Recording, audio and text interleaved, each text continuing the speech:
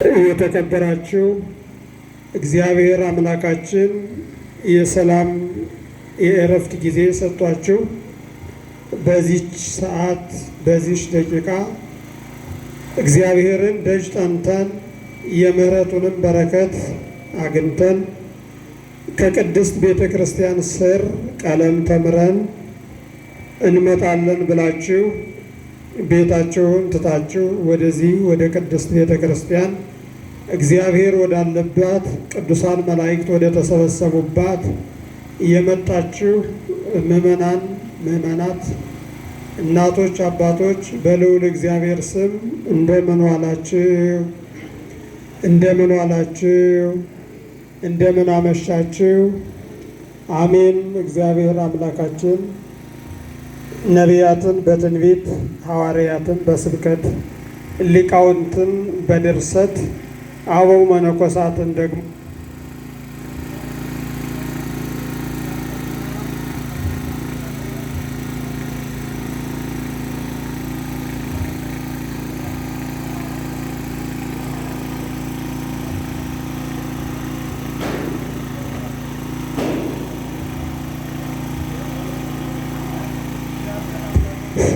ሁልጊዜም ቸርነቱ የማይቋረጥበት እኛን በመመገብ እኛን እንድንሰማ እንድንሰራ በማድረግ እጆቻችን እንዲንቀሳቀሱ ልሳናችንም ደግሞ እንዲናገር አድርጎ የፈጠረን እግዚአብሔር አምላካችን የተመሰገነ ይሁን።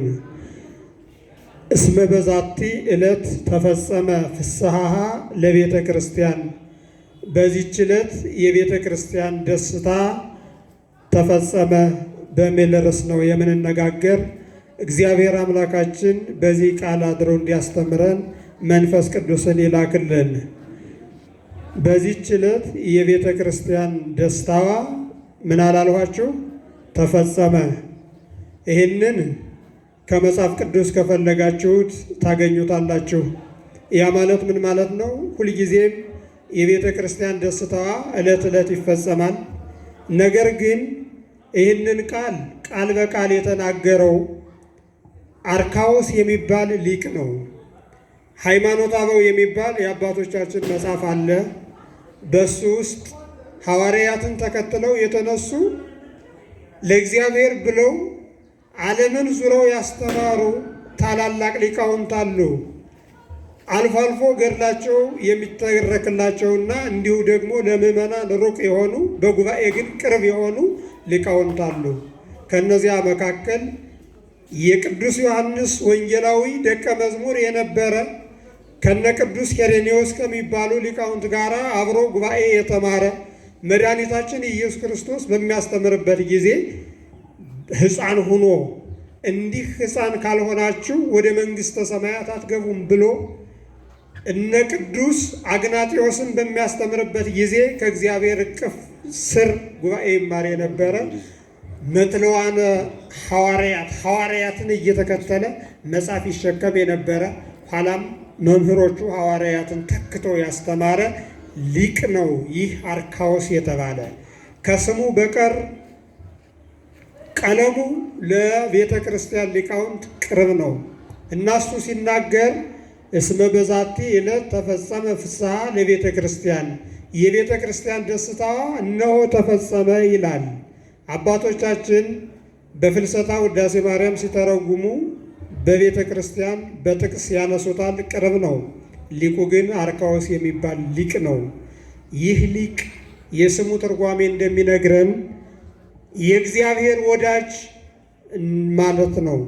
የእግዚአብሔር ወዳጆቹ ብዙ ናቸው። ቤታቸውን ከፍተው ያገቡት፣ እግሩን ያጠቡት፣ ኃጢአታቸው እንዲሰረይላቸው ዕለት ዕለት ወደ እሱ የተመላለሱ ብዙ ሰዎች የእግዚአብሔር ወዳጆች ናቸው። ከእግዚአብሔር ወዳጆች አንዱ ደግሞ አሁን ያነሳሁላችሁ ሊቅ ነው።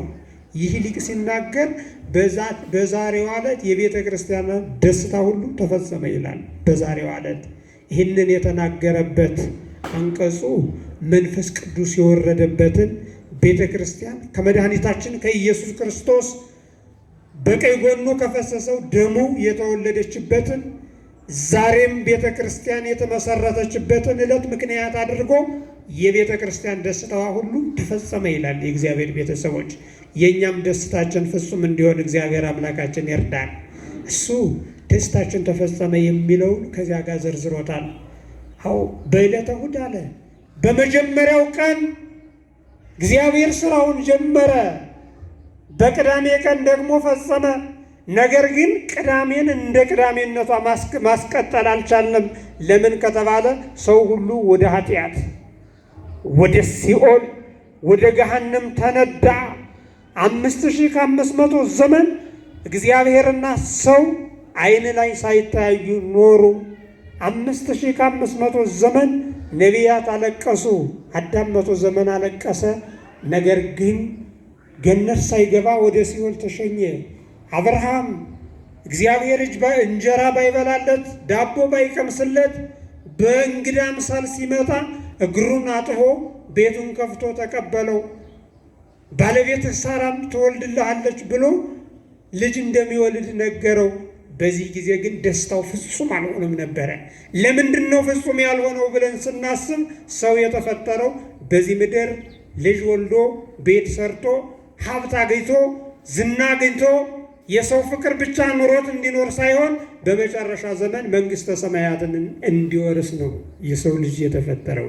ስለዚህ እግዚአብሔር በቤቱ ያደረው አብርሃም ይችን ቀን ተስፋ ያደርግና ይጠብቅ ነበር። ለምን ከተባለ ገነት ተዘግታበታለች፣ ሲኦል ደግሞ ተከፍታለች። መላእክት የገነትን በር ይጠብቃሉ፣ አጋንንት ደግሞ የሲኦልን በር ከፍተው የሚመጣውን ሁሉ እየተቀበሉ በእግራቸው ይረግጣሉ። እንዲህ ባለበት ዘመን ነቢያት ጽድቅ ቢሰሩም ጽድቃቸው እንደ መርገም ጨርቅ ሆኖ ከእግዚአብሔር ጋር መታየት አልቻሉም ነበረ። ነገር ግን እግዚአብሔር በመጨረሻ ዘመን ወደዚህ ምድር መጣ፣ በቤተልሔም ተወለደ። ሀብታሞች ወርቅ ብር ይዘው ሊገብሩለት ሄዱ።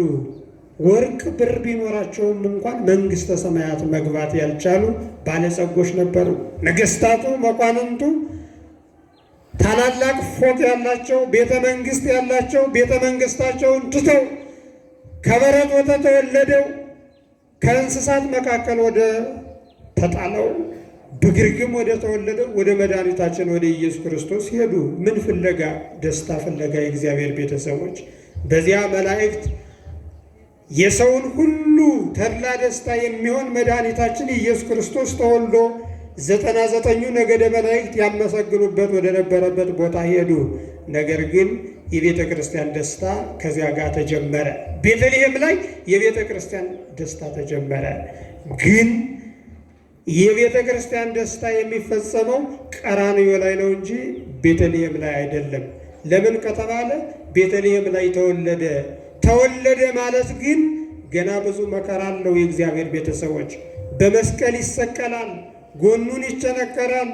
ገና ውሃ ጠምቶት ከርቤና መራራ ሐሞት እስኪያጠጡት ድረስ የቤተ ክርስቲያን ተድላ ደስታዋ አልተፈጸመም ነበር። የእግዚአብሔር ቤተሰቦች እንዲህ አድርጎ መድኃኒታችን ኢየሱስ ክርስቶስ 33 ዓመት ከ3 ወር በዚህ ምድር በሚመላለስበት ጊዜ ለ3 ዓመት ያህል እያንዳንዳቸውን ሐዋርያትን መረጠ።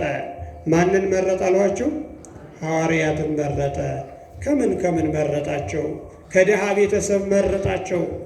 ነገሥታቱ፣ መኳንንቱ፣ ሮማውያን ሁሉ ወደ እኛ ቤት ይመጣል ብለው ሲያስቡ እሱ ግን ከድሃ ቤት ተገኘ። ከምን ቤት ተገኘ አሏቸው? ከኃጢአተኞች ቤት ጭምር እንጂ ከኃጢአተኞች ቤት።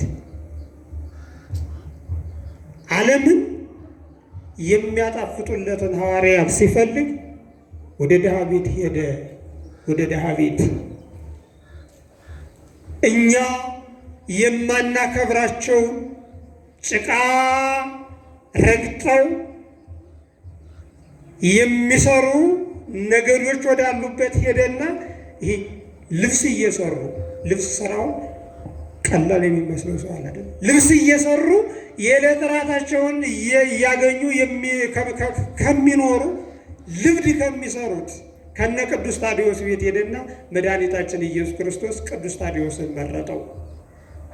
አዎ ባህር ለባህር ከሚመላለሱት ከነ ቅዱስ ጴጥሮስ ደግሞ ሄደና ቅዱስ ጴጥሮስን ለሐዋርያነት መረጠው። ማን? መድኃኒታችን ኢየሱስ ክርስቶስ። ሌላው ደግሞ የሚገርመው በዘመኑ ኃጢአተኛ ቀራጭ ከሚባለው ከማቴዎስ ዘንድ ሄደ። ግብር ሲያስገብር አገኘው፣ በአግባቡ አይደለም። ያለ አግባብ ትርፍ ሲሰበስብ አገኘው። ሕይወቱ ግን ባዶ ነበረች። ወደ ቅዱስ ታዲዮስ ሄደን ወደ ቅዱስ ማቴዎስ ሄደና ካሁን በኋላ ተከተለኝ አለው። ተከተለኝ፣ ይህንን ባዶ ደረቅ ጠረጴዛ ትተህ ሹመትህንም ትተህ ተከተለኝ አለው። ምን ትሰጠኛለህ? በምን ላይ ትሾመኛለህ? ሳይል ቅዱስ ማቴዎስ ብድግ ብሎ ተከተለው። የእግዚአብሔር ቤተሰቦች ተከተሉ ካለ ምን ማለት ነው? የእግዚአብሔር ቤተሰቦች መከተል ነው አይደለ? ተከተሉ ካለ መከተል እኮ ነው። እግዚአብሔር አንዳንድ ጊዜ ለሐዋርያነት ተከተሉ ይላል፣ ሌላ ጊዜ ደግሞ በሞትም ተከተሉ ይላል። እግዚአብሔር ግን ከኛ የሚጠበቀው መከተል ነው እግዚአብሔርን። ሰው ሞኝ ነው፣ ብዙ ዘመን መኖር ይፈልጋል። እግዚአብሔር መቼ እንደሚመጣ አንድም ቀን አስቦ አያውቅም። በእርግጥ ሞት ምስጢር ስለሆነ የሰው ልጅ ሁሉ ሞትን ተሸክሞ እየኖረ ጎረቤቱ ሲሞት፣ ጓደኛው ሲሞት፣ እህቱ ስትሞት፣ አብሮ አደጉ ሲሞት እሱ ለዘላለም የሚኖር ይመስለዋል። የእግዚአብሔር ቤተሰቦች ግን እግዚአብሔር መቼ እንደሚመጣ አናውቅም። የእግዚአብሔር ቤተሰቦች ቅዱስ ማቴዎስ ሹም ነበረ። አንዳንድ ሰዎች ስጋዊ ሹመት ተሹመው ኑሮ ወደ መንፈሳዊ ሲመጡ እንደ እሱንማ ሰፈር ላይ እናውቀው ነበር አደለ? እሱንማ ድር ላይ እናውቀው ነበር አደለ? እሱማ ሰዎችን ሲጨቁን አደለ የምናውቀው እንላለን። የእግዚአብሔር ቤተሰቦች እንደሱ አትበሉ። እግዚአብሔር በማን ላይ አድሮ እንደሚያስተምር አናውቀውም። የእግዚአብሔር ቤተሰቦች እግዚአብሔር በማን ላይ አድሮ እንደሚጠራን አናውቀውም። የእግዚአብሔር ቤተሰቦች አላያችሁም? በዕለተ ሐሙስ ምሽት ላይ መድኃኒታችን ኢየሱስ ክርስቶስ በፈሪሳዊው በስምዖን ቤት ተቀምጦ ምግብ በሚበላበት ጊዜ አንዲት ኃጢአተኛ ሴት መጣች ይላል። ሽቶ ተሸክማለች፣ ኃጢአቷም ከብዷታል። በፈሪሳዊ ቤት ተገኘች። መድኃኒታችን ኢየሱስ ክርስቶስ ምሳ ሊበላ ከገባበት ከእግሩ ስር መጥታ ሽቶ ቀባቸው። ይሁዳ ግን አንጎራጎረ ይላል። እግዚአብሔር መሐሪ ወመስተሳይል ስለሆነ ይሁዳን አስወጥቶ በይሁዳ ምትክ እሷን አስገባት። የእግዚአብሔር ቤተሰቦች ሴት ነበረች፣ ኃጢአተኛ ነበረች፣ ቤቷ የማይታወቅ ተደብቃ ኃጢአት የሚሰራ ነበረች። ግን እግዚአብሔር ያችን ኃጢአተኛዋን ተቀበላት። እንዲህ ነው የሚያደርግ እግዚአብሔር። አዎ አንዳንድ ሰዎች ጽድቅንም ራሱ በሀብታችን ልክ እንመዝነዋለን። አንዳንድ ሰዎች በቁመታችን ልክ እንመዝነዋለን። አንዳንድ ሰዎች በዝናችን ልክ እንመዝነዋለን። አንዳንድ ሰዎች ደግሞ ባለን በተሰጥኦአችን ልክ እንመዝነዋለን። የእግዚአብሔር ቤተሰቦች እግዚአብሔር ግን እንዲህ አይደለም። እንዲያውም ሊቁ ምን ይላል መሰላችሁ? ያዕቅብ ባዕለ ወይሄሉ ምስለ ነዳይ ይላል። ግዕዙ ሲተረጎም እግዚአብሔር አለ ለዘላለም ከድሃዎች ጋር ይኖራል። ባለጸጋዎች ግን ሲወጡ ሲወርዱ ያለ ጊዜው ሞት እንዳያገኛቸው ይጠብቃቸዋል እንጂ አብሯቸው አይውልም አያድርም ይላል እግዚአብሔር። አሁን እግዚአብሔር ከባለጸጋ ጋር የማያድር የማይውል ሆኖ ይመስላቸዋል? ማደርስ አብሯቸው ነው የሚያደር፣ የሚውልስ አብሯቸው ነው የሚውል። ነገር ግን እነሱ እግዚአብሔርን ተረጋግተው የሚያመሰግኑበት ጊዜ የላቸውም። የእግዚአብሔር ቤተሰቦች ቅዱሳን የሆኑ እንደሆነ ምን ጊዜም እግዚአብሔርን ተረጋግተው የሚያመሰግኑበት ጊዜ አላቸው።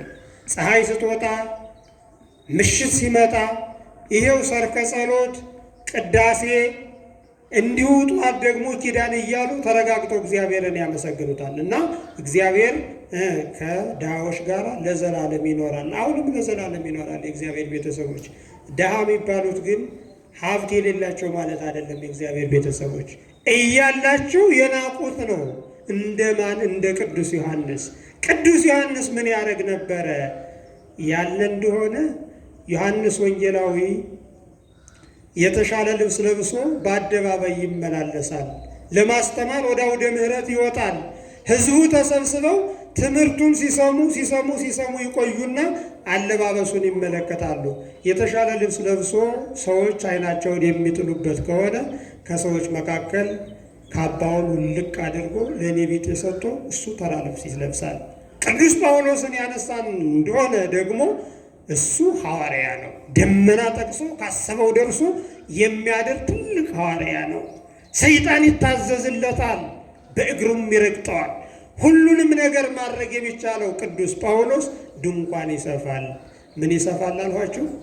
ድንኳን። እንዴ ነፋሱን እኮ እንደ ድንኳን አድርጎ በነፋስ ደመናውን ማርጋት፣ መወጠር፣ ማዘዝ የሚችለው ቅዱስ ጳውሎስ ምን ይሰፋል አልኋችሁ? ድንኳን ይሰፋል። ያችን ድንኳን እየሰፋ እየሸጠ ለኔ ቢጤዎች እየመጸወተ እግዚአብሔርን ያገለግላል። እንዲህ ያሉ ሐዋርያት እንዲህ ያሉ አባቶቻችን ነበሩ። እና አብርሃም ቀሲስ የሚባሉ የሚኖሩት ገበያ ላይ ነው። እነ ስምዖን ሰፋየ አሳይን የሚባሉ ጫማ እየሰፉ የሚኖሩ ገበያ ላይ ተቀምጠው አንድም ቀን ጸሎት ጸልየው የሚኖሩ የማይመስሉ ነገር ግን እግዚአብሔርን የሚታዘዙ ታላላቅ አባቶች ነበሩ። ሊቀ ጳጳሱ መጥቶ እባክህን እኔ በሹመት ላይ ያለው ነኝ፣ እግዚአብሔር ደግሞ ሃይማኖት ካላችሁ ይህንን ተራራ ከዚህ ተነስተ ሌላ ቦታ ተተከል ብትሉት ይሆናል ብሏል።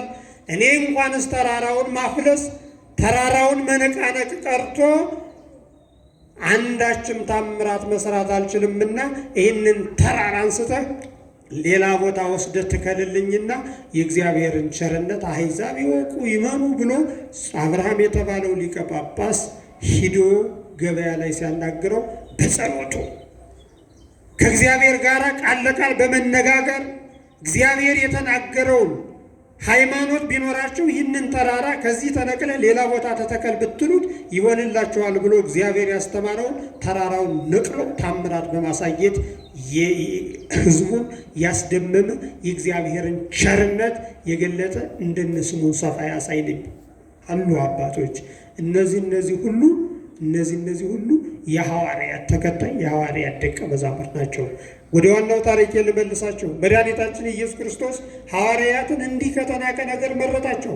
ቅዱስ ማቴዎስን ሲመርጠው ቀረጥ ከሚያስገባበት ቦታ እልመንደብ ይለዋል።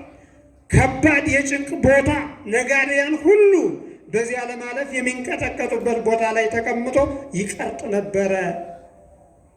እዛ ላይ ሁሉንም ድሃ ያስጨንቅ ነበር። መድኃኒታችን ኢየሱስ ክርስቶስ ግን ወደዚያ ሂዶ ና ተከተለ ያለው ማቴዎስን ተነስቶ ተከተለው። ወደ ቤቱ ገባ። ቤት አለኝ ሀብት አለኝ ድሃ እንዳልመስልህ፣ አንተን የምከተለው ለጽድቅ ብዬ እንጂ እኔ ሁሉም ነገር አለኝ፣ ና ቤቴን እይልኝ አለው። ምኔን እይልኝ አለው? ቤቴን ተመልከትልኝ፣ ገብተህ ምሳ ብላልኝ አለው። እሱም ምሳ ሊበላ ገባ። እሱስ እርግጥ ነው ሥጋ በመልበሱ ቢራብም ቅሉ የባህሪ አምላክ ነው። ግን ወደ ማቴዎስ ቤት ገባ። ለምንድን ነው ካላችሁ፣ ማቴዎስ ቀራጭ ነው። ሰዎች ይጸየፉታል። ሰዎች እንደ ኃጢአተኛ ይቆጥሩታል። ሰዎች ሁሉ በእሱ ፊት መቆም አይችሉም። ከእሱ ጋርም ወዳጅነት መመስረት አይችሉም ነበር የእግዚአብሔር ቤተሰቦች። ስለዚህ ሰው ወደሚጸየፈው ወደ ማቴዎስ ቤት ገባ። ከዚያ የተሰበሰቡ ሕዝቡ ተመለከቱት። ከሰማየ ሰማያት ወረዱ ብሏል። ከድንግል ማርያም ተወለዱ ብሏል። ሰማይና ምድርን በእጄ ጨብጫለሁ ብሏል። እኔና እግዚአብሔር አብ አንድ ነን ብሏል። ብርሃናትን አመላልሳለሁ ብሏል። ቀጭኑን ነፋሳትን አመላልሳለሁ ብሏል። ይህ ሰው ኩላሊት ያመላለሰውን የማውቅ ረቂቅ አእምሮ ያመላለሰውን የምተረጉም አምላክ ነኝ ብሏል። ነገር ግን አሉ ከኃጢአተኛው ቤት ሊበላ ገባ።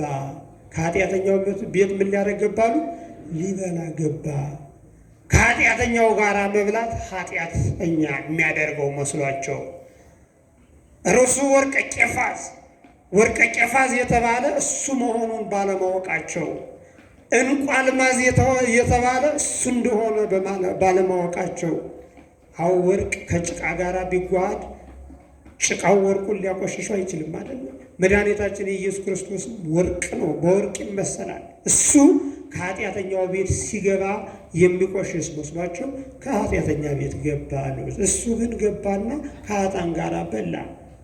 ሰዎች ተሰብስበው ደቀ መዛሙርቱን ቀርበው እፎ ይበል ሊቅክሙ ምስለ መጸባሃን ወኃጥአን፣ የእናንተ መምህራችሁ ከኃጥአን ከመጸባሃን ጋር ለምንድን ነው የሚበላው ብለው ጠየቋቸው። መድኃኒታችን ኢየሱስ ክርስቶስ ግን መለሰላቸው፣ እኔ የመጣሁት አለ በዚህ ምድር ሀብታሞችን ልሰበስብ አይደለም፣ ዝነኞችን ልሰበስብ አይደለም። እኔ የመጣሁት አለ ኃጥአንን ልጠራ ነው፣ ወደ መንግሥተ ሰማያት ላስገባ፣ ሰው ከሚጸየፋቸው ጋራ ከኃጥአን ጋራ ልኖር ነው የመጣሁት አላቸው መድኃኒታችን ኢየሱስ ክርስቶስ። የእግዚአብሔር ቤተሰቦች የእሱን ባህሪ እንውረስ፣ እሱን እንምሰል። የእግዚአብሔር ቤተሰቦች የተናቁትን አንግፋ፣ ዘመን የጣላቸውን አንግፋ። ነገ የሚመጣውን አናውቅም። የእግዚአብሔር ቤተሰቦች ዓለም አሁን ምስቅልቅሏ ወጥቷል። የእግዚአብሔር ቤተሰቦች የመኖር ሳይሆን የመጠረግ ዘመን ነው። ታላላቅ በዕድሜ አንቱ የምንላቸው በሊቅነት የምናከብራቸው የቀለም ሰረገላ ካንደበታቸው እንደ ሰማይ ዝናብ የሚዘንም ሊቃውንት አባቶቻችን እያለቁ ያሉበት ክፉ ዘመን ነው። የእግዚአብሔር ቤተሰቦች ቢያንስ እስኪ በዚች ምድር ሳለን እንገዳደፍ። የእግዚአብሔር ቤተሰቦች እንረዳዳ። መድኃኒታችን ኢየሱስ ክርስቶስ ቅዱስ ማቴዎስን አልተጸየፈውም፣ እኛንም አይጸየፈንም። እኛም ደግሞ ማንንም እንዳንጸየፍ እግዚአብሔር አምላካችን ይፍቀድልን። እንዲህ አድርጎ ሌሎችንም ሐዋርያት ለምስጢር ከሰበሰባቸው በኋላ 3 ዓመት ወንጌልን አስተማራቸው። 3 ዓመት ለ3 ዓመት ያህል ካስተማረ በኋላ ያው ወደ መቃብር ወረደ። በቀራንዮ ላይ ለእኛ ሲል ተሰቀለ። እረኛችን ነው እግዚአብሔር። እረኛ ለበጎቹ ተላልፎ እንደሚሞት እሱም ደግሞ በቀራንዮ ለእኛ ተላልፎ ሞተ። ግን እንደው እረኛ የሚለው እንኳን ራሱ እረኛ ነኝ ስላለ ነው እንጂ ሊቀን ወሎተ አባግ ነው የሚለው እረኛ አይደለም። የእረኞች ሁሉ አለቃ ነው ይለዋል ሊቁ። ለምንድን ነው ከተባለ እረኛ ስለ በጎቹ ይወጣል ይወርዳል። እሳር ካለ ያበላቸዋል፣ እሳር ከሌለ ግን ጦማቸውን ያሳድራቸዋል። ውሃ ካገኘ ያጠጣቸዋል። ውሃው ከደረቀ ግን ማጠጣት አይችልም። እሱ ግን ውሃ ጠማኝ ሲሉት ውሃ አፍልቆ ከጭንጫ እስራኤላውያንን አጠጣቸው። በመጨረሻው ዘመን ደግሞ በነፍስ የተጠሙትን በቀራንዮ ላይ ተሰቅሎ ከቀኝ ጎኑ አፍስሶ ማየ ሕይወት የሆነውን አጠጣን። እግዚአብሔር መድኃኒታችን ኢየሱስ ክርስቶስ የተመሰገነ ይሁንና እንዲህ አድርጎ መድኃኒታችን ኢየሱስ ክርስቶስ ስራውን ሁሉ ጨረሰ። ስራ ምንድን ነው? የአምላክነት ስራ። የአምላክነት ስራ ምንድን ነው? የእግዚአብሔር ቤተሰቦች ቤዛ መሆን አይደለም? መድኃኒት መሆን አይደለም? የአምላክነት ስራ ሰዎችን በቀኝ ማቆም፣ በመንግሥተ ሰማያት መጥራት አይደለም? ምን? አዎ የአምላክነት ስራ በመቃብር ውስጥ ሆኖ በሰማየ ሰማያት መኖር ነው።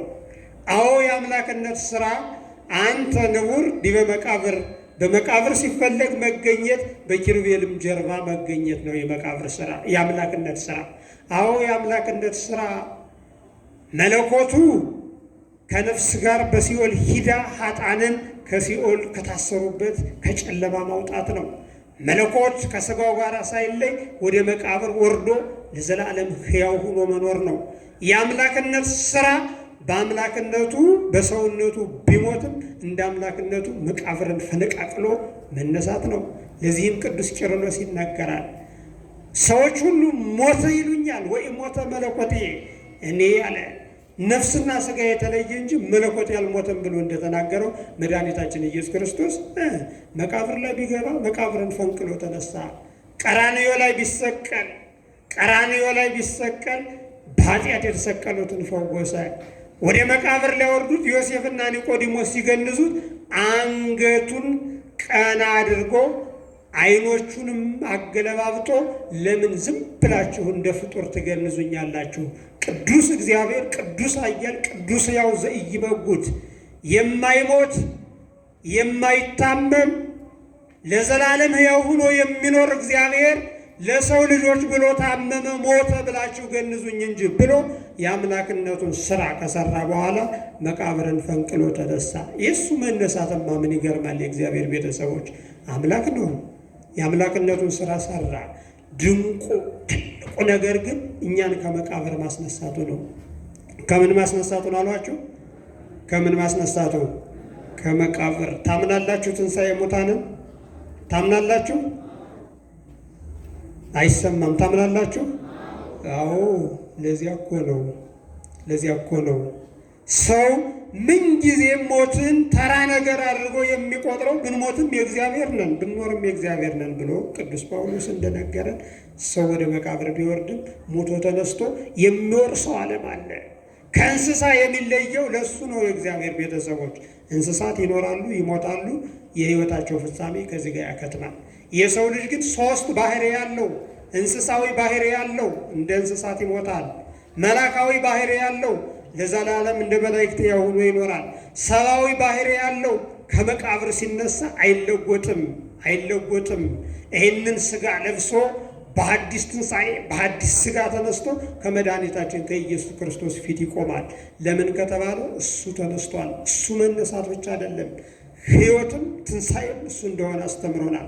በዚያም ላይ አልዓዛርን ከመቃብር ሲያስነሳ ተመልክተናል። የእግዚአብሔር ቤተሰቦች ማስነሳት እየሄደ እንደ ሰውነቱ መቃብሩ ወዴት አለ አለ፣ እንደ አምላክነቱ ደግሞ አልዓዛር እያለ ከመቃብር ያለውን ተነስቶ ማነው ሙቶ የተቀበረውን ሲያስነሳ ተመልክተናልና ሁላችንም እንድንነሳ ትንሣኤውን ተስፋ አድርገን ብንሞትም እንደምንነሳ ተስፋ አድርገን እንድንኖር እግዚአብሔር አምላካችን ይፍቀድልን። እንግዲህ ይህንን ያደረገ አምላክ ወደ መጨረሻው ምን ሰራ? ወደ ርዕሳችን እንመለስ። እስመ በዛቲ ዕለት ተፈጸመ ፍስሐ ለቤተ ክርስቲያን። በዚህች ዕለት አለ የቤተ ክርስቲያን ደስታ ምን አለ ነው ተፈጸመ። ቤተ ክርስቲያን ማናት? እዚህ ጋር ምእመናን። ቤተ ክርስቲያን ማለት በብዙ ትርጉም ቢተረጎምም አንደኛ እኛ ምእመናን ነን፣ ሁለተኛ ደግሞ ይህ እናንተ የምትሰሩት ህንፃ ቤተ ክርስቲያን ነው። ሁላችሁም ቀና ብላችሁ እዩት፣ ምን ላይ እንደደረሰ፣ ምኑ እንደተሰራ፣ ምኑ እንደቀረ ሁላችሁም መገንዘብ ያስፈልጋቸዋል። መድኃኒታችን ኢየሱስ ክርስቶስ ዛሬ ሰኔ 20 ወይንም ደግሞ 21 ቀን 20 ነው ህንጸተ ቤተ ክርስቲያን 21 ቀን እመቤታችን ቅድስት ድንግል ማርያምን ወደ ቤተ መቅደስ በታቦትነት ታቦት አድርጎ ሐዋርያት ያከበሩበት ቀን ነው። እሱ ምን አደረገ? በዛሬዋ ምሽት የእግዚአብሔር ቤተሰቦች አዲስ ቀን ናት። የቤተ ክርስቲያን መጨረሻዋም የታየበት ቀን ነው። ለምን ከተባለ ይችን ቤተ ክርስቲያን መድኃኒታችን ኢየሱስ ክርስቶስ የሰራት በዛሬዋ ዕለት ነው። መሰረቷ የቆመው በደሙ የሚያነጻት በዕለተ ዓርብ ነው። ህንፃ ቤተ ክርስቲያኑ ግን የተጀመረው በዛሬ ዕለት ነው። የእግዚአብሔር ቤተሰቦች ቅድም እንደነገሯችሁ አባቶቻችን ሐዋርያትን ለመጀመሪያ ጊዜ ጌቴሴማኒ ወስዶ ጸሎት አስተማራቸው በተራራው ስር። ኋላም በአልዓዛር ቤት ሂዶ እንደሚነሱ ትንሣኤ ሙታንን አስተማራቸው። ኋላም በደብረ ዘይት ተገኝቶ ዳግም ምጽአቱን አስተማራቸው። ነገር ግን ያን ጊዜ ህንፃ ቤተ መቅደሱን አሳይተው ይህ ህንፃ ቤተ መቅደስ ያንጸባርቃል። በወቅቱ የተሰራ ያማረበት ቤተ መቅደስ ነበረ በኢየሩሳሌም። ያንን ድንጋይ በድንጋይ ላይ እንደተቆለለ ወይንም ደግሞ ድንጋይ በድንጋይ ላይ እንደተደራረበ አይቀርም ብዬ በእውነት እነግራቸዋለሁ ብሎ ነግሯቸው ነበረ። እሱ ባረገ በ70ኛው ዓመት ቤተ መቅደሱ ፈራርሶ ነበር። የእግዚአብሔር ቤተሰቦች ያ ቤተ መቅደስ ምንድን ነው ካለ ያ ቤተ መቅደስ የኦሪቱ ቤተ መቅደስ ነው። አባቶቻችን ሐዋርያት ጌታችን ኢየሱስ ክርስቶስ ካረገ በኋላ ወደ ሰማየ ሰማያትም ከወጣ በኋላ ሲያርግ እኔ ለዘላለም ከእናንተ ጋር እኖራለሁ ብሏቸው ስለነበረ አብሯቸው እንዳለ ያውቃሉ። እና ለ52 ዓመት ያህል እየዞሩ ዓለምን አስተማሩ። ከዚያ በፊት ዓለም በአምልኮ ተጥለቅልቆ ነበረ። ዘንዶ የሚያመልኩ ነበሩ። ቢሩት በምትባል ሀገር ዘንዶ ያመልኩ ነበረ። ሌሎችም አሳ ሳይቀር የሚያመልኩ ነበረ። ምን የሚያመልኩ አልኋችሁ? አሳ። እንዴት አድርገው ካላችሁ አሳውን አውጥተው ይበሉታል። ግን አጥንቶ ከወጋቸው አይ አሁን አሳ ስንበላ አጥንቱ የወጋን ባህር አለ አይደለ? አሳው የሚወጣበት የባህር አምላክ ቢሆን ነው እሱን ማምለክ ይገባል እያሉ እስከዚህ ድረስ በተራ አምልኮ የተወዘፉ አብዳን አዚም የወደቀባቸው ብዙ ሰዎች ነበሩ። አባቶቻችን ሐዋርያት ግን ዙረው አስተምረው እነዚህን ሁሉ አሳመኗቸው። ጣዖት ማምለኩን ተዋሏቸው። ኮከብ ማምለኩን ተዋሏቸው። ተራራ ማምለኩን ተዋሏቸው። ሸት ማምለኩን ተዋሏቸው። በሰው ማምለካችሁን አቁሙ አላቸው።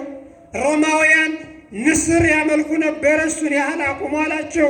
ባቢሎናውያን ዘንዶ ያመልኩ ነበረ፣ አቁሙ አሏቸው። እሳት የሚያመልኩ ነበሩ። አቁሟሏቸው፣ አስተማሯቸው፣ አጠመቋቸው። ይህንን ሁሉ ካደረጉላቸው በኋላ ቤተ ክርስቲያን አስፈልጋቸው። ምን አስፈልጋቸው? ቤተ ክርስቲያን ምን የሚያደርጉበት? ስጋውን የሚቀበሉበት፣ ደሙን የሚቀበሉበት፣ ስጋና ደሙን ትምህርት የሚማሩበት፣ እግዚአብሔርን የሚያገኙበት፣ ሲቸግራቸው ሄደው የሚያለቅሱበት ቤተ ክርስቲያን አልተሰራም ነበር። የእግዚአብሔር ቤተሰቦች አባቶቻችን ሐዋርያት ይህ እንደጎደለ ሲያውቁ ወደ እግዚአብሔር አመለከቱ፣ ሱባኤ ገቡ። ለአንድ ሱባኤ ያህል ሁሉም በየሀገረ ስብከታቸው ወይንም ደግሞ ዓለምን ዙረው በሚያስተምሩበት ቦታ ሆነው ሁላቸውም ሱባኤ ገቡ። የእግዚአብሔር ቤተሰቦች ምን ለማድረግ? ቤተ ክርስቲያንን ለመስራት። ቤተ ክርስቲያንን ከመስራት በፊት ምን ያስፈልጋል ማለት ነው? ሱባኤ ያስፈልጋል? አያስፈልግም? ያስፈልጋል እኮ አይደለ? ያስፈልጋል። አስፈላጊ እኮ ነው አይደለም? ታላቋን ቤተ ክርስቲያን ለመስራት ቀርቶ የእኛም ቤትም እኮ ለመስራት በመጀመሪያ ጸሎት መጸለይ ያስፈልጋል። በመጀመሪያ የእግዚአብሔርን ቤት መስራት ያስፈልጋል። ቤተ መቅደሱን ማነጽ ያስፈልጋል። የእኛም ቤት ከመመስረታችን በፊት ገዳማትን መስራት እኮ ያስፈልጋል። የእግዚአብሔር ቤተሰቦች እኛ ሞኞች ስለሆነ ቀድመን የራሳችንን ሰርተን ከዚያ በኋላ ሲተርፈን ነው አይደለም ወደዚያ ምን ይሄደው? እንዲህ አይደለም። የእግዚአብሔር ቤተሰቦች በመጀመሪያ ደረጃ ቅድስት ቤተ ክርስቲያን ስትሰራ እኮ ነው። አዎ ቅዱስ ጳውሎስ ብነ አኀዊነ ሞገስ ውስተ በዓትነ ቤተ መቅደስ በደሙ ለኢየሱስ ክርስቶስ ይላል በዕብራውያን መልእክቱ ምዕራፍ 10 ላይ ስትመለከቱት። ያ ማለት ምን ማለት ነው? ቤተ መቅደስ ሰርተን አለ ስጋውን ደሙን ይዘን ወደ ቤተ መቅደስ ገብተን አሐዱ አብ ብለን ቀድሰን ምዕመናንን ስናቆርብ ያን ቀን ሞገስ አለን ይላል። ምን አለን አለ? ሞገስ አለን። ቤተ መቅደስ በገቡ ስጋ ወደሙን በፈተቱና እግዚአብሔርን ባገኙ ቀን ቤተ ሞገስ አላቸው ካህናት። ተመልከቱ አባቶቻችንን ካህናትንም ተመልከቱ። ቤተ መቅደስ ላይ ልብሱን ለብሰው ስጋ ወደሙን ከመንበሩ ላይ አድርገው ሲቀድሱ ግርማ ሞገሳቸው ከሰማይ የወረደ መልአክ ነው አይደል የሚመስለው? እንዲያ ነው የሚመስለው። እና አባታችን አረጋዊ መንፈሳዊ እየተባለው ቤተ መቅደስ ላይ ሆኖ ስጋውን ደሙን ከመንበሩ ላይ አድርጎ ቤተ መቅደስ ላይ በሚቀድስ ጊዜ ፊቱ ላይ ብርሃን ተስሎበት ነበረ። ወደ መንበሩም ዝቅ ብሎ በሚመለከትበት ጊዜ መድኃኒታችን ኢየሱስ ክርስቶስ በአምሳለ ሕፃን ተገለጸለት። ወፈቀድኩ ቅፎ ሕፃን ነውና አንስቼ ላቅፈው ፈለጉ። ነገር ግን ስጋና ደም መሆኑን አይቼ መስዋዕት ላደረገው ስል ግን እጆቼ ሁሉ ተንቀጠቀጡ ይላል። ለምን ከተባለ ስጋው ደሙ በሕፃን አምሳል ተገለጠለት። ሕፃን ነው ከመንበሩ ላይ ተመለከተው። ያ ስጋው ደሙ ደግሞ ሁላችሁም እንደምታውቁት በመጨረሻ ጊዜ ይሰዋል። ተሰውቶ ምዕመናን ይቀበሉታል። ሕፃን ግን ከዙፋኑ ላይ ካለ፣ ከመንበሩ ላይ ካለ፣ ከታቦቱ ላይ ካለ ያንን ሕፃን መሰዋት ይቻላል? እንደ እግዚአብሔር ቤተሰቦች እጃችን እሺ ይላል? እሺ አይልም አይደለም? እሺ አይልም። ወይንም ደግሞ በእናንተ አነጋገር በቤተ ክርስቲያን ቋንቋ መሰዋት በእናንተ አነጋገር ሕፃንን ማረድ ይገባልን? አይናችን እያየ አይቻልም አይደለም? አባታችን አረጋዊ እንዲህ አይነት ገጠመው። ቅዱስ ጳውሎስ ግን ወደ ቤተ መቅደስ አለ። ወደ ቤተ መቅደስ ስጋ ወደሙን ይዘን ምዕመናንን አስከትለን ሞገስ ስንገባ ያን ጊዜ ሞገስ አለን፣ እግዚአብሔር በክብር ላይ ክብር ይጨምርልናል ይለናል። እና ይህንን ለማድረግ መድኃኒታችን ኢየሱስ ክርስቶስ ቤተ መቅደስ የሚሰራበትን ምስጢር እንዲገልጥላቸው አባቶቻችን ሐዋርያት ምን ገቡ አልኋችሁ? ምን ጀመሩ አልኋችሁ? ሱባኤ ጀመሩ። የእግዚአብሔር ቤተሰቦች እናንተ ምዕመናን የዋህ አትሁኑ፣ ጸሎት ያስፈልጋል። እንዴ ዘመኑ እኮ ክፉ እኮ ነው ዘመኑ። አዎ ነቢዩ ሕዝቅኤል እንደተናገረው ያ ትንቢት እኮ ደርሶብናል። እናንተ አለ ሕዝቅኤል ሲናገር በትንቢቱ ከእግዚአብሔር በራቃችሁ ጊዜ እግዚአብሔርን እናመልጠዋለን አትበሉ፣ ከእጁ ልታመልጡ አትችሉም አለ። አራት ነገር አስቀመጠላቸው። እንሰደዳለን ብትሉ ምድረ በዳ ላይ ነዘረባብ ያስነሳባቸዋል። ጠቅቶ ወግቶ ደማችሁን ጠጥቶ ይገለዋል። ብዙ እህል እንሰበስባለን አይርበንም ብትሉ ደግሞ እህል የማያስበላ መቅሰፍት ያመጣባቸዋል። ነገር ግን ደግሞ አለ ነገር ግን ደግሞ ረሃብ፣ አዎ ሌላው ደግሞ ረሃብ አለ፣ ቸነፈር አለ፣ መሰደድ አለ። በመጨረሻም ደግሞ እግዚአብሔር ረሃቡን ብታመልጡ ጦርነቱን ብታመልጡ ቸነፈሩን ብታመልጡ ደግሞ በነዘር እባብ እወጋችኋለሁ ብሏል ተናግሯል በትንቢተ ሕዝቅኤል። ዓለም አሁን እንደዚህ ናት። ቢከተቡ ጦርነቱን አያመልጡትም። እህል ቢሰበስቡ ደግሞ ነዘር እባቡን አያመልጡትም። የእግዚአብሔር ቤተሰቦች እግዚአብሔር በተለያየ ነገር ነው የሚመጣው እና ምን ያስፈልጋል? ጸሎት ያስፈልጋል። የእግዚአብሔር ቤተሰቦች ሐሳውያን ግራ ያጋባችሁ ሐሳውያን የምላቸው በእኔ አነጋገር እነዚህ ሐሰተኛ ሚዲያዎችን ነው ሰውን ሁሉ ግራ የሚያጋቡ። አዎ በክፉ ዘመን አለ መድኃኒታችን ኢየሱስ ክርስቶስ እግዚአብሔር በተራራ አለ ቢሏችሁ ወደ ተራራ አትውጡ፣ በገዳምም አለ ቢሏችሁ ወደዚያም አትሂዱ። እግዚአብሔር አለ ከምስራቅ እስከ ምዕራብ ከምዕራብ እስከ ምስራቅ ለዘላለም ይኖራልና በያላችሁበት ጽኑ ተብለን ተነግረናል የእግዚአብሔር ቤተሰቦች። ስለዚህ በያለንበት ጸንተን ምን ያስፈልጋል? ጸሎት ያስፈልጋል እኮ የእግዚአብሔር ቤተሰቦች፣ ጸሎት ያስፈልጋል፣ ጾምም ያስፈልጋል። እንዴ እኛ ተምረናል፣ አውቀናል፣ ሁሉም ነገር ገብቶናል ብለን እግዚአብሔርን ቸላ ማለት አብዝተናል።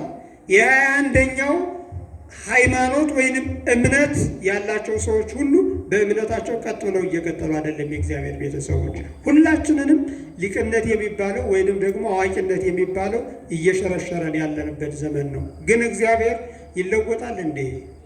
እስኪ ንገሩኝ። የአብርሃም አምላክ ነው፣ የይስሐቅ አምላክ ነው፣ የቅዱስ ጴጥሮስ አምላክ ነው፣ የእኛም አምላክ ነው። እግዚአብሔር በየጊዜው ይለዋወጣል?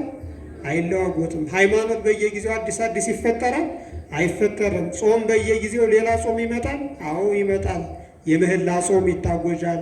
በመከራ ቀን ከመሬት ተነስተን ወይንም ደግሞ ቤተ ክርስቲያን በምታወጀው መሰረት እንጾማለን። እግዚአብሔር ግን ምን ጊዜም አንድ ነው አይደለ? እግዚአብሔር ሳይለወጥ ለምንድን ነው እኛ የምንለዋወጥ?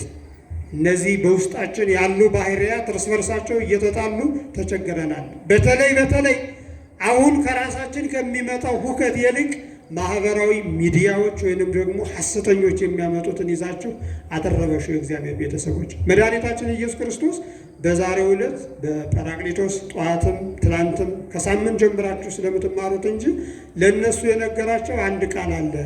ኢይደንግጽክሙ ልብክሙ፣ የጦርነት ወሬ ብሰሙ፣ የረሃብ ወሬ ብሰሙ፣ ሌላውንም ነገር ዓለም ሊፈርስ ነው የሚለውን ነገር ሁሉ ብሰሙ አለ ኢይደንግጽክሙ ልብክሙ፣ ልቦናችሁ ምን አይበልባችሁ አለ፣ አይረበሽባችሁ፣ አይደንግጥባችሁ። እመኑ በእግዚአብሔር እመኑ፣ በአባቴ እመኑ፣ እሱም ከእናንተ ጋር ለዘላለም ይኖራል ብሎ ነው መድኃኒታችን ኢየሱስ ክርስቶስ የነገረን። ስለዚህ መረበሽ አያስፈልግም የእግዚአብሔር ቤተሰቦች። እና ምን ልላችሁ ፈልጌ ነው፣ አባቶቻችን ሐዋርያት ሱባኤ ገቡ ብያቸዋለሁ። ምን ጀመሩ አልኋችሁ? ሱባኤ ገቡ። አሁን እኮ ለእኛ ሲል ሱባኤ የሚገባ አባት እግዚአብሔር አምላካችን ይስጠን። አባቶቻችን ሐዋርያት ሁሉንም ነገር በሱባኤ በጾም ከእግዚአብሔር ጋር በመነጋገር ነው የሚያደርጉት። እሱ ካልሆነ ምኑን እናውቀዋለን? እንዲህ አላያችሁም? ነቢየ እግዚአብሔር ኤርምያስ የሰራውን እስራኤላውያን ሊማረኩ በጠላት በተከበቡ ጊዜ ጦር እንታጠቅ አይደለም ያሉ የእግዚአብሔር ቤተሰቦች። ትንቢተ ኤርምያስ ምዕራፍ 42 አነቡትማ። ወደ ኤርምያስ ተሰብስበው ሂደው አንተ የእግዚአብሔር ሰው ነህ